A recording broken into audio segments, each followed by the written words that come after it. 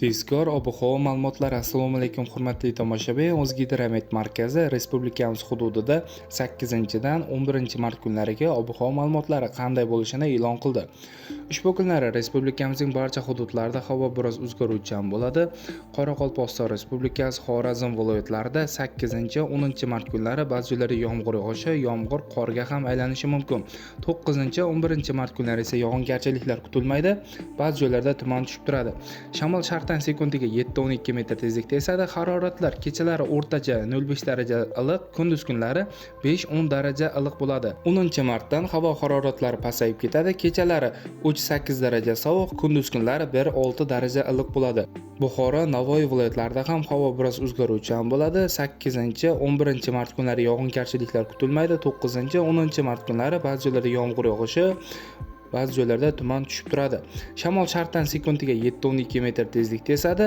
Ba'zi joylarda shamolning tezligi 15-20 metrgacha ham kuchayishi mumkin.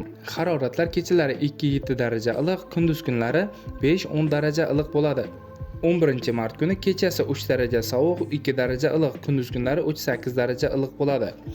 Toshkent, Samarqand, Jizzax, Sirdaryo viloyatlarida ham havo biroz o'zgaruvchan bo'ladi. 8-mart kuni yog'ingarchiliklar kutilmaydi. 9-10-mart kunlari ba'zi joylarda yomg'ir yog'ishi, 11-mart kuni yomg'ir qorga ham aylanishi mumkin.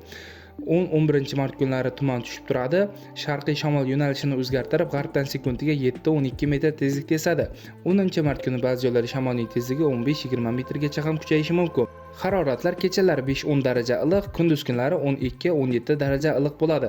11-mart kuni kechasi 3 daraja sovuq, 2 daraja iliq, kunduz kunlari 1-6 daraja iliq bo'lib turadi. Qashqadaryo hamda Surxondaryo viloyatlarida ham havo biroz o'zgaruvchan bo'ladi. 8-11-mart kunlari yog'ingarchiliklar kutilmaydi.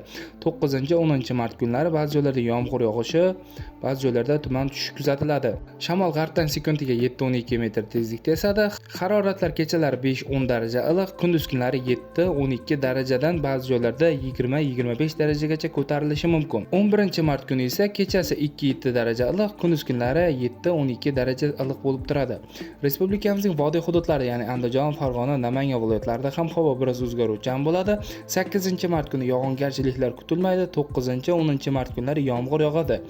11-mart kuni ba'zi joylarda yomg'ir yog'ishi, yomg'ir qorga ham aylanishi mumkin. Tuman tushib turadi. Shamol g'arbdan sekundiga 7-12 metr tezlikda esadi. Haroratlar 8-9-mart kunlari kechalari 5-10 daraja iliq, kunduz kunlari 15-20 daraja iliq bo'ladi. 10-mart kuni kechasi 5-10 daraja iliq, kunduz kunlari 10-15 daraja iliq. 11-mart kuni esa havo haroratlari biroz pasayib, kechalari 3 daraja sovuq, 2 daraja iliq, kunduz kunlari 1-6 daraja iliq bo'ladi. Sizlarga yetkazmoqchi bo'lgan xabarlarim shulardan iborat edi. E'tiboringiz uchun rahmat, sog' bo'ling, salomat bo'ling.